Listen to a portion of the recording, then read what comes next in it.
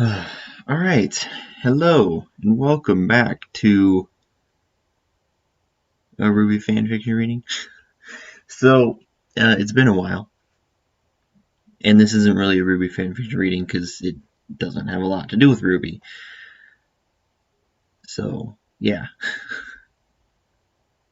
But it's been a while. I don't know how much time I'll have to do this, but we will obviously have to see. And I think I tried to record this before, and that didn't obviously work out. So I don't know. We'll have to see what happens. I honestly remember nothing from these previous chapters. I haven't read this in so long. But we're here. And the stand for my mic is fucked up now, so it's very wobbly. Hopefully that's not an issue. Hopefully it doesn't come across in any way, because that would kind of suck. Yeah, that's about all I got. Let's begin. Another chapter of Unearthed Arcana by NofBlockz. Chapter 9.2, or probably 2.9 would make more sense. Opulence. Yeah, let's go. The sights Ymara and Maleficent were subjected to, a history explained to them by a female voice, whose point of origin was undetectable as the voice echoed all around them.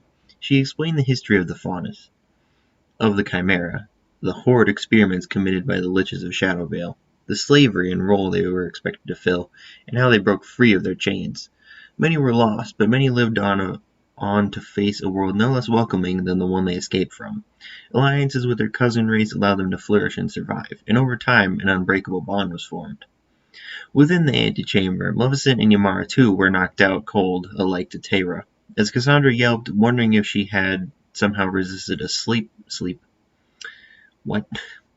Haruki stepped off her throne, sighing. They are fine, Starborn. I have all the evidence I need, and I assure you, by my word, they will be safe. However, that is not the same tale for you and I, Haruki said with a solemn tone, as she spun her stave around into a combat position, pointing it towards Cassandra. I made a deal, as you are aware, to ensure the survival and protection of my people. I was asked to bring whatever Starborn I could find to the Lord of Shadowvale, she continued. In a certain description of a certain someone protecting another Azimar came up.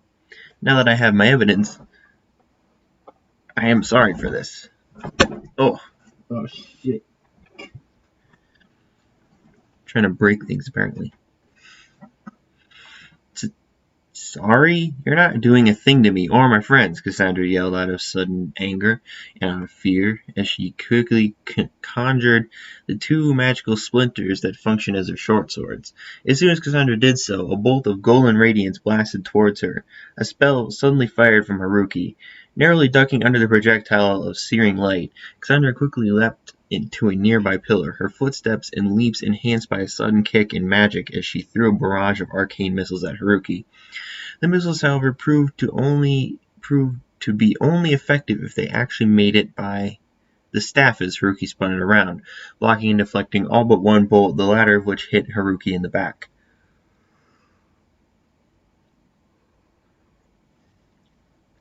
Grunting, Haruki quickly dashed towards the Starborn in a surprising burst of speed, leaving Cassandra only a short handful of seconds to quickly conjure her broom and parry one of the quick swipes. The two were then quickly engaged in a flurry of jabs and swipes, broom and staff clanging and clashing together as each opponent sought to make their strikes hit. Why are you doing this? Cassandra grimaced, holding against an onslaught of quick strikes as she assumed a defensive position. I told you, if it was for the good of my people, what would you do if you were in my shoes? Haruki yelled, quickly dashing back and releasing a wave of radiant energy towards Cassandra. Narrowly dodging the immense magical blast via a teleporting spell, Cassandra aimed herself to manifest behind her foe and quickly delivered a powerful blast of gravity dust from her palms, sending Haruki hurling forwards, unable to correctly counter a knockback as she rolled onto the ground. Swinging her staff in a ritualistic arc, Haruki suddenly rose her staff upwards as the gold pile in the middle of her room. The pile suddenly animated into a towering wave of gems, gold pieces, and various other treasures, the faintest form of a baleful face within its upper region. Cassandra looked in awe for a brief moment before jumping back to avoid being crushed by a wave of gold in the form of a fist. Damn it, Cassandra grunted, quickly preparing a freezing spell to keep the fiend contained. If it weren't for Haruki quickly jabbing her in the face, the golem would be frozen solid. As the two re-engaged in a flurry of blows once more, Cassandra looked into the eyes of the High Leader. They were full of regret, but also filled with relentless determination. Cassandra kept her guard up as she parried each blow that came at her. Suddenly Haruki's eyes widened as she gasped. Cassandra took a moment to try and register what had happened when she saw her foe's aura ripple and fade. Haruki took a moment to pull a sharp intrusion in her back out and look at what exactly hit her. A dagger belonging to Tara Bainer.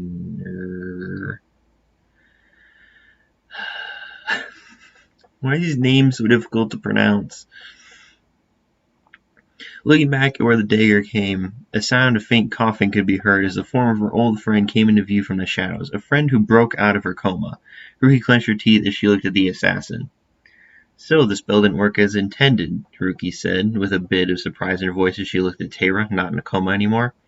Maleficent, a voice called out, as Maleficent's vision of the past suddenly turned dark.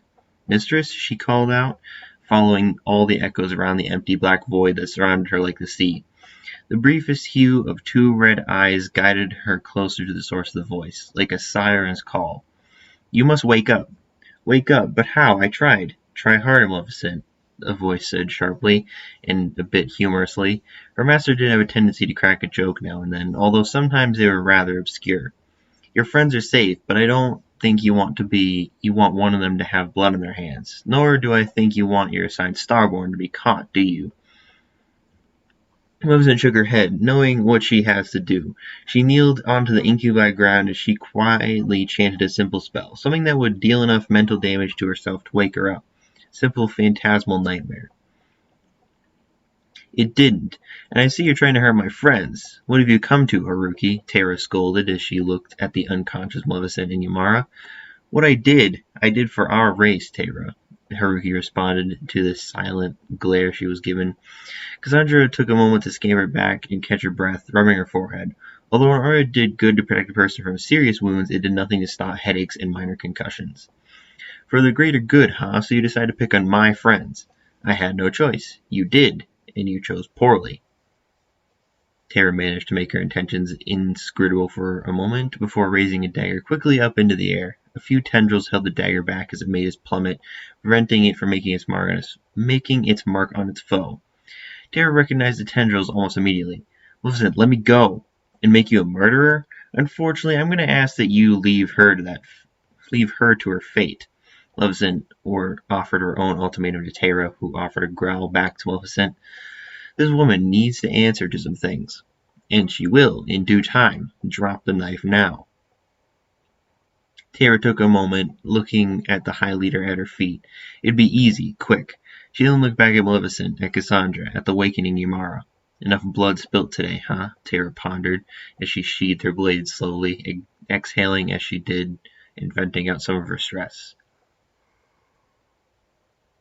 Oh my god. I'm sorry. I'm tired for some reason. Maybe this story is just boring for me. I'm sorry. There's just so much of it. And I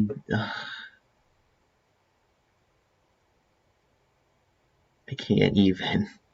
I don't know if I want to do any more of this. Like, I think this might have to be like the last episode, just because this is just, yeah, I don't know. Anyways, let's move along so we can get through this before we talk about that.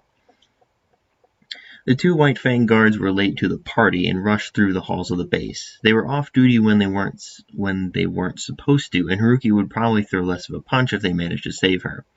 However, they ran face first into two fancy-looking individuals, one wearing a regal purple robe and a flanged mace at the side. The other, a woman in her mid-20s, was adorned in ceremonial armor with several runing motifs as well as white gloves covering the woman's hands. Great, more invaders, one of the grunts was about to exclaim, but a sudden claw from the woman lifted the guard off the ground by his neck, and the other noticed too, and that the robed male had the same blackened claws as a Beowulf. Liches, and it was his misfortune to see the woman drain the life out of his friend. The grin on the other Lich's face promised a different fate, however. Would you mind directing me and my friend over to the High Leader? I ask you as the Lord of Shadowvale to help us out. We've traveled far, and we're a bit hungry. Pardon my right hand's terrible manners. The Lich shot a softened glare at his associate, who gave a cutesy shrug as the lifeless corpse of the guard dropped to the floor. You can be a real pain sometimes, Amaranth. I think. Amarathine. Jesus Christ. Why are these names so fucking stupid? I'm sorry. Just, come on. Hey, that's why you keep me around, right? The woman teased as the Lord of Shadowvale sighed. I keep you around because you share some of my ideals, not my bloodthirst. Now then, about that guide. The Lord of Shadowvale returned his gaze towards the white fang grunt. Rookie was already tied up thanks to the fitness of Maleficent's tendrils. The plan was simply to take her to the authorities and try to get a proper leader for Vacuole, much like what had occurred at Vale with Leonius. The call was sent out to Ozma to make his way quickly to the location. After all, teleportation spells made travel quick. At this point, the combat and fighting was over, and the team could finally rest, enjoy a long chat about something. That is, it would have been calm if their aura hadn't suddenly alerted them of upcoming danger, the common feeling in the spine that arose when Grimm were near. Looking to the gates of the throne room, two figures stepped forth, a man in a regal purple dress and a woman that appeared quite youthful, adorned in a spectacular well-kept ceremonial armor. Her hands, however, had the faintest stains of blood on their hand. Oh boy, what is happening? The man, upon looking at the trio, gave a smug smile, which all but faded as he looked at Maleficent. The two shared a gaze, and Maleficent felt a chill up her spine. She was looking at the Lord of Shadowvale himself. Heinrich Nightingale, Maleficent said, clearing her throat soon afterwards, attempting to shake off any hint of concern or fear in her voice. Heinrich, however, returned to giving a smug smile. He could sense the trepidation and anticipation as the team reeled from his name. Clapping his hands together, he began to speak. Cassandra Taranthil, you've been a busy bee, haven't you? I'm afraid, however, that your rampant running about needs to be put at a halt. Ymar quickly fired a magical card at Heinrich. You aren't taking her anywhere, Ymar suddenly yelped. However, as she saw the card merely caught between two of Heinrich's fingers. Young Scarlet, that was rather unwise to strike me. I'm going to let this off with a fair warning, Heinrich proclaimed, with a chilling calmness and a hint of a threat on his tongue.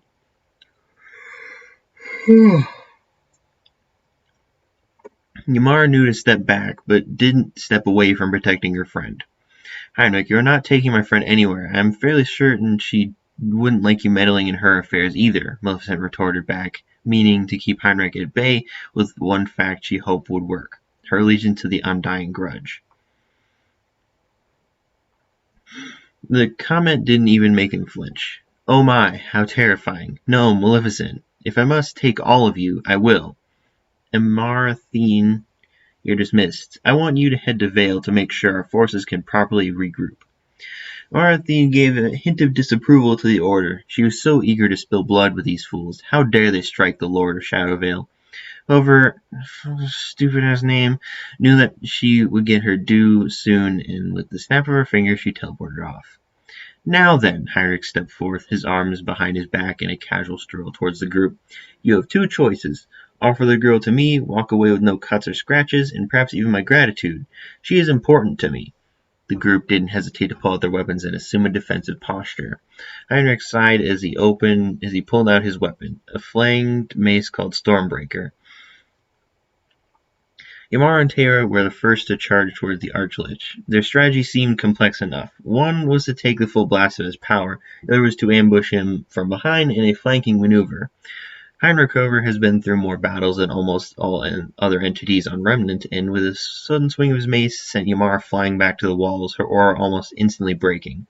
Terra's knife came down but was met with a grasp of his wrist, with little struggle Heinrich hurled Terra to the side as he continued his march towards Cassandra. Damn it, Maleficent swore under her breath. Don't charge at him. We stand little chance if we don't fight smart.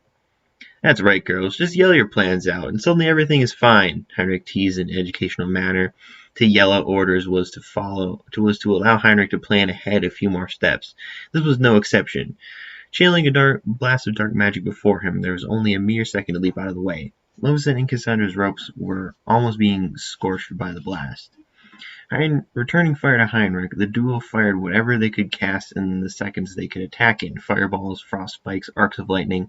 All sorts of spells were thrown at Heinrich, and most were either deflected, dispelled, countered, or even in some cases reflected back at the caster. Fate that befell Maleficent as she was hit square in the chest with a pyroblast, sending her flying back. Heinrich then finally received a hit, an aura breaking as a minor scratch drew blood from his cheek. Feeling the wound with his finger and observing the red liquid ooze from the cut, Heinrich smirked. All that fretting for a little drop of blood. That doesn't happen in a while. Heinrich held out his hand, prepared to end the fight here and now. Suddenly his spell faltered, and Heinrich growled. He was being countered. Looking behind him, he sensed a familiar aura behind him.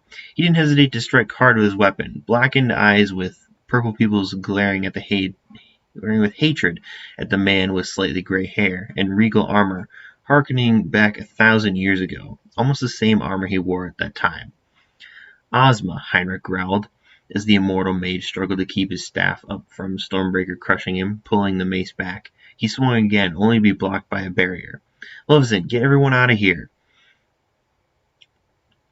Ozma yelled, but not even he could block the upcoming attack from Heinrich. Alamorn! With a quick trio of strikes combined with gravity dust, Ozma plummeted to a nearby pillar, cracking the foundation of the structure and almost already low in aura. You haven't weakened a bit, Nightingale, Ozma grunted, using his staff as leverage to get up. Maleficent didn't waste time. While Heinrich was distracted, pulling everyone, including Haruki, into a nearby rift. The rift would exhaust the rest of her magic for today, but it was where she figured they would need to go next. Far away from the Archlich. They would run to Anima to solve a problem there. Besides, if Haruki didn't cooperate, they had other ways to deal with her there. Ozma smiled as Heinrich looked behind him at the retreating group. It doesn't matter whether or not you save them now, coward. They'll be found again, and I assure you, you won't be there in time to save them, Heinrich growled. Slamming Ozma to the wall and raising a claw to the air, a vortex of dark energy suddenly swirling around his claw. Ozma recognized the magic as, what? Mortals can't manifest this power, not even liches. Oh, is that so? Well, perhaps you should ask your ex-lover, or your foul gods. Heinrich wasted no time using his ultimate skill, as the throne room was engulfed in the power of destruction. Morn. Stupid fucking names that you can't even say. I'm sorry. I don't know. I'm just having issues.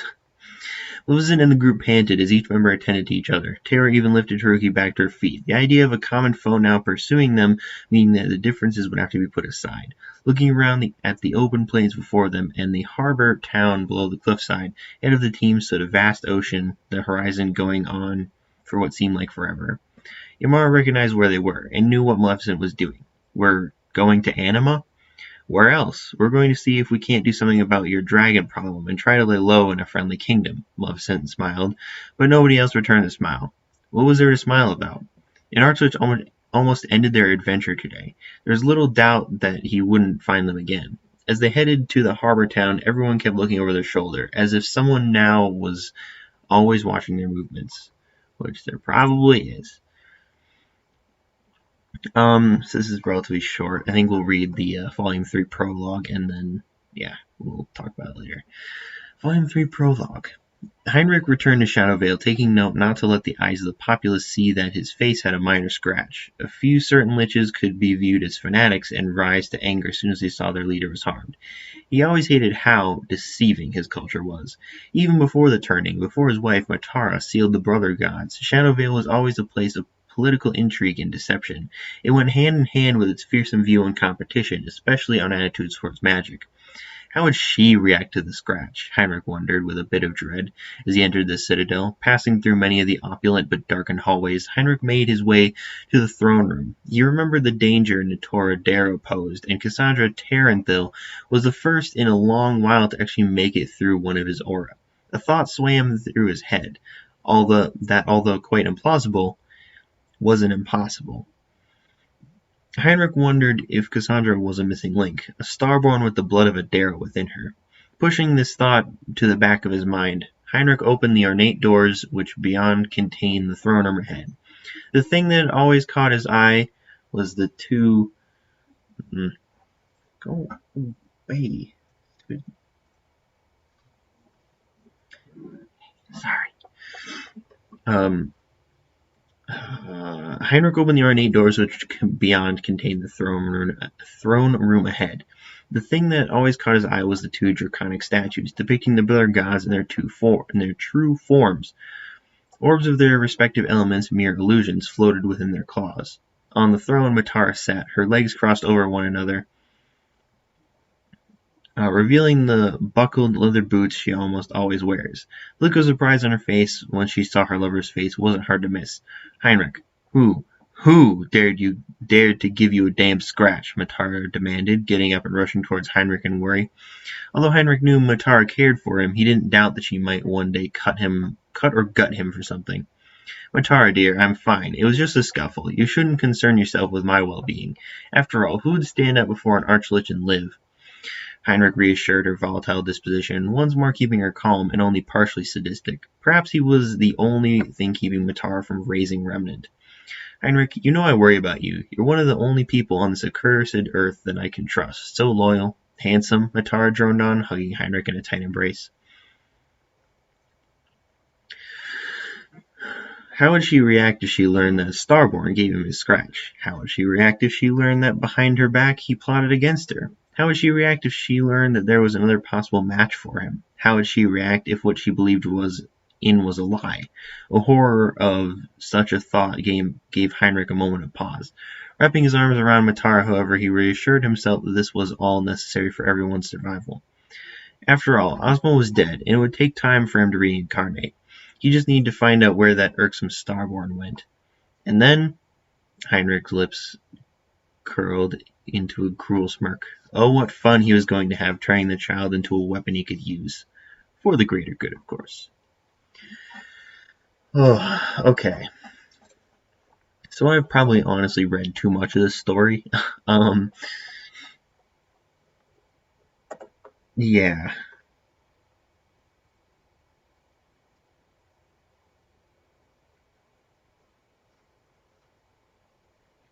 I don't even know. This is I don't I don't want to read any more of this if I'm honest. Even though there's so far like there's the whole third chapter and then there's I believe the fourth chapter. I don't want to read any more of this if I'm honest. And yeah, so I think like if you want to read it, you can check the description because there's always a link to the story in the description because I mean why not? Um,